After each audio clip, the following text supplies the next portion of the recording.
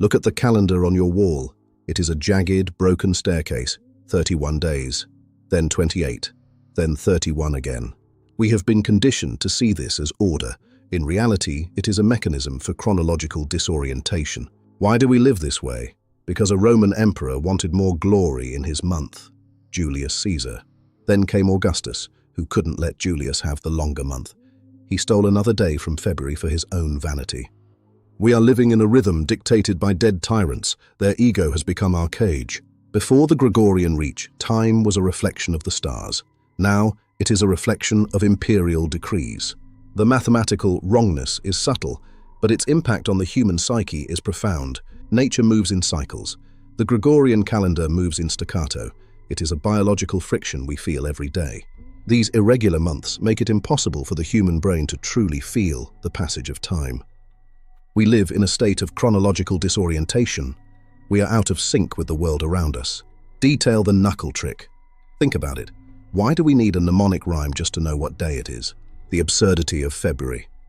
A month that shrinks and grows at the whim of history. A variable in an equation that should be constant. A grid designed to keep you from counting the truth. 12 months for 12 tribes, 12 disciples, but nature counts to 13. We are trapped in a fragmented reality. This isn't just a measurement. It's a prison built of uneven bars. A mathematical wrongness designed to disorient. If you can't track time, you can't track your own potential.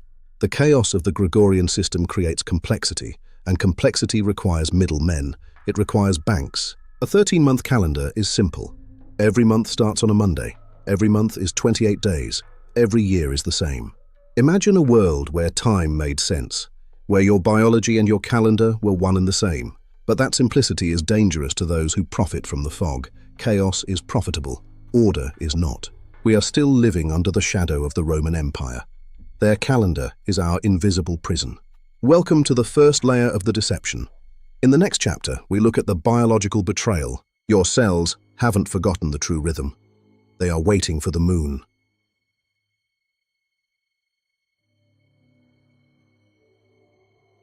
Your body knows the truth.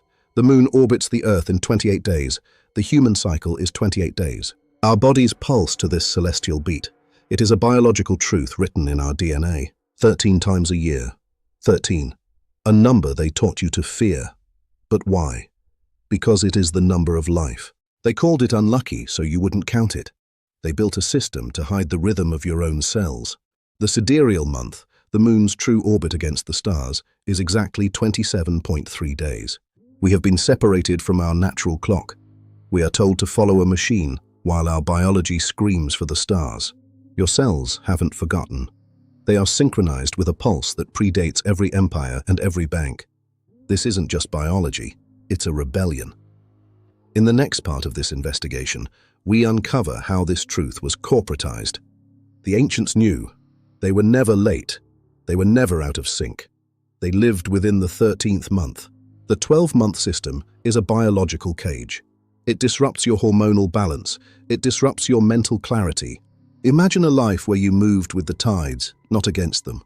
Where time was a flow, not a jagged edge. Fear of the number 13 is the fear of the truth. It is the fear of being in sync with the universe.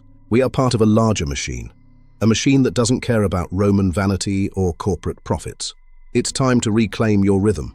To understand the biological betrayal is the first step toward freedom. Next, we see what happened when a corporate giant tried to bring the 13-month truth back to the world.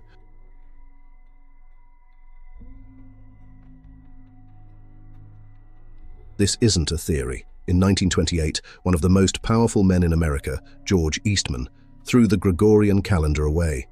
He didn't do it alone.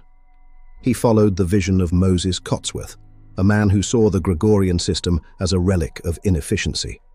For 60 years, Kodak was out of time. They adopted the international fixed calendar for all internal business operations. They were more efficient, more honest. Every month was 28 days. Every Friday was the same date. Financial reporting became instant. But the world's banks couldn't allow it. Chaos is profitable. Complexity requires middlemen. It requires constant adjustment. The League of Nations held hundreds of meetings. 500 different reform plans were submitted. The 13-month plan was the favorite. Then, the The files were lost. The momentum vanished. Why did they stop in 1989? Why was the efficiency of a giant like Kodak abandoned?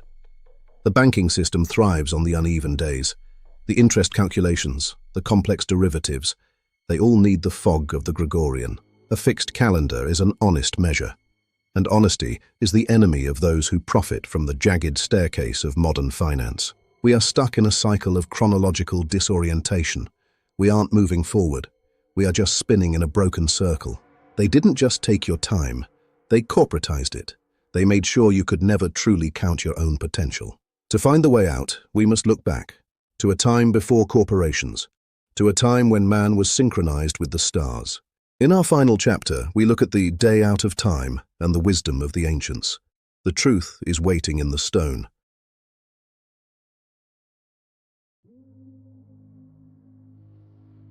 Ancient man didn't have watches, yet they were never late. They were synchronized with the stars. Stonehenge is not just a circle of rocks. It is a biological processor, 56 holes, 2 cycles of 28. They tracked the moon with perfect precision. They knew that a life out of sync with the stars was a life in decline. The Mayans didn't just track time, they mapped the frequency of the galaxy. They understood that 13 was the pulse of creation. We are the only civilization in history to live in a state of chronological disorientation. We are moving, but we are lost. We aren't moving forward. We are just spinning in a broken circle, disconnected from the cosmic pulse. But there is a bridge back, the 365th day, the day out of time that belongs to no month and no emperor. A day of total freedom, a reset for the human soul, a moment to exist outside the cage of the calendar. The ancients knew that to be free, one must step out of the machine. The truth is waiting in the stone. The archive is now silent, but the truth remains. Silent archive.